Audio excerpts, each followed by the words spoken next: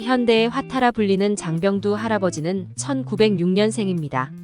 2006년 의료면허 없이 민중의술 활동을 했다는 이유로 재판을 받고 2008년 104세가 된 할아버지에게 징역 2년 6개월, 집행유예 4년, 벌금 1천만 원이 선고되었습니다.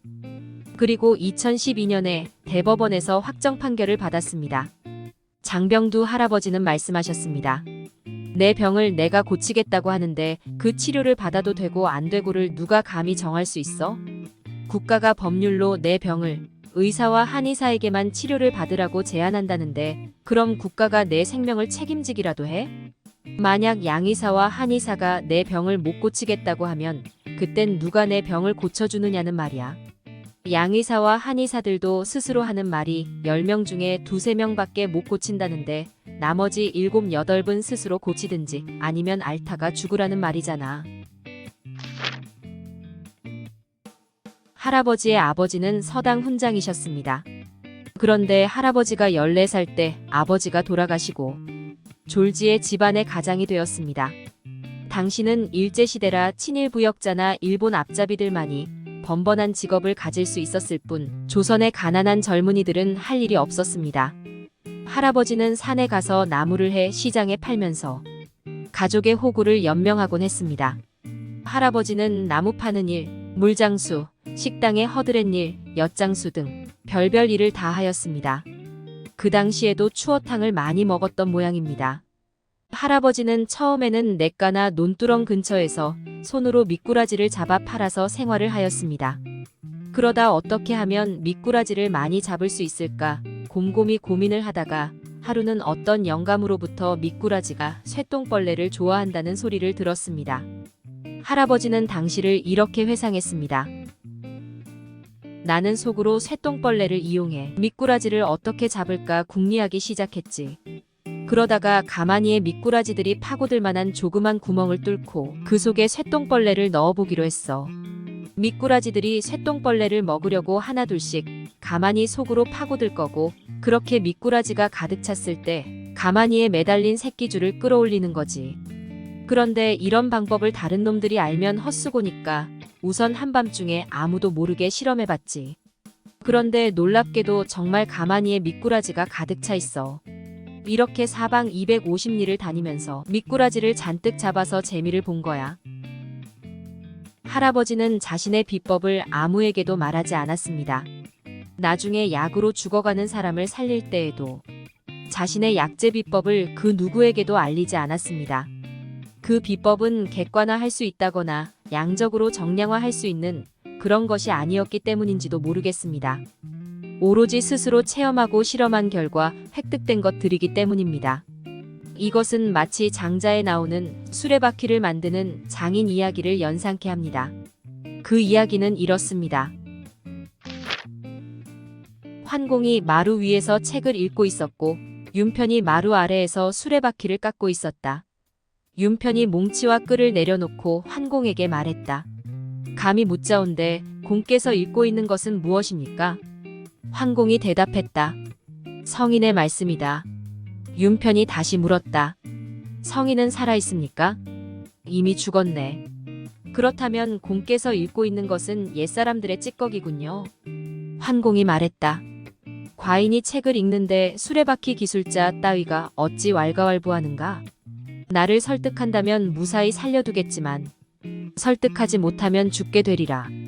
그러자 윤편이 대답했다. 저는 제가 평소에 늘 하는 일로 살펴보겠습니다. 수레바퀴를 깎을 때 많이 깎으면 헐렁거려서 꽉 맞물리지 않고 덜 깎으면 빡빡해서 들어가지 않습니다. 더 깎지도 않고 덜 깎지도 않게 하는 것은 손 감각으로 터득해 마음에 흡족할 뿐이어서 입으로 말할 수 없으니 바로 그 사이에 비결이 존재합니다. 저도 이를 제 자식에게 일깨워 줄 수 없고 제 자식도 저에게 그것을 받을 수 없습니다. 이 때문에 나이가 70이 되었지만 늙음하게 아직도 수레바퀴를 깎고 있습니다. 옛사람은 전해줄 수 없는 것과 함께 죽었습니다. 그렇다면 군주께서 읽고 있는 것도 옛사람의 찌꺼기일 뿐입니다. 수레바퀴를 만들 때 섬세한 손기술이 필요합니다. 더 깎지도 않고 덜 깎지도 않게 하는 손의 감각은 어느 누구에게도 물려줄 수 없는 것입니다. 마찬가지입니다.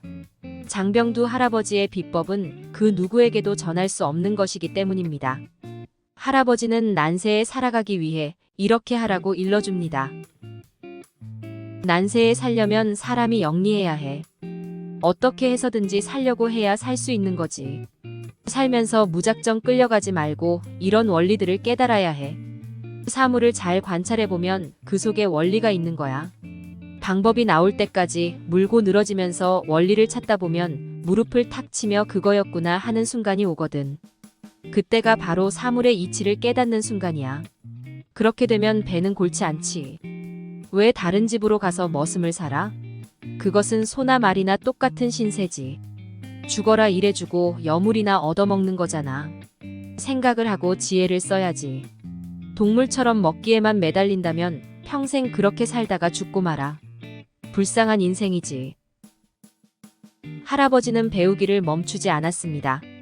그 배움은 한가한 글자나 형이상학이 아니라 먹고 살기 위한 생존의 기술이었던 것입니다. 지금도 그렇지만 그때도 점을 보는 사람들이 많았습니다. 할아버지는 점을 배워 호구의 방책을 삼았습니다. 그때의 일을 할아버지는 이렇게 회상했습니다. 점을 쳐주다가 똑똑한 놈을 만나면 시비가 막 들어와. 어떻게 알고 하냐?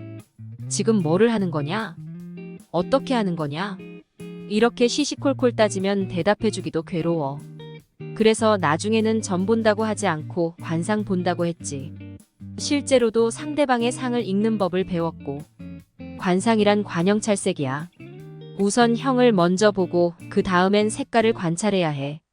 형을 잘 보아도 색을 보지 못하면 틀려. 또 색을 잘 보아도 형을 보지 못하면 그것도 위험해.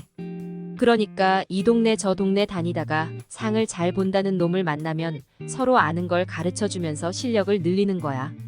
그러다 보니까 관상도 스스로 터득하게 되었지. 이렇게 할아버지는 가난을 삶의 기술을 통해 이겨나갔습니다. 그는 사람이 할 수 있는 일이라면, 그리고 돈이 되는 일이라면 가리지 않고 다 했던 것 같습니다. 하지만 그 일들을 정직하게 했던 것입니다. 힘을 적게 들이고 많은 것을 얻으려고 하는, 최소의 비용으로 최대의 효과를 바라는 그러한 도둑놈 신보의 사람이 아니라 힘을 많이 쏟지만 그 결과가 미미해도 만족해하는, 최대의 비용으로 최소의 결과에도 만족하는 정직한 사람이었습니다. 할아버지는 2012년 대법원 확정 판결을 받고 난 뒤 더 이상 사람들을 치료할 수 없었습니다. 그리고 지금으로부터 4년 전 2019년 8월 5일 당신께서 오신 곳으로 돌아가셨습니다. 그때 할아버지의 연세는 115세였습니다.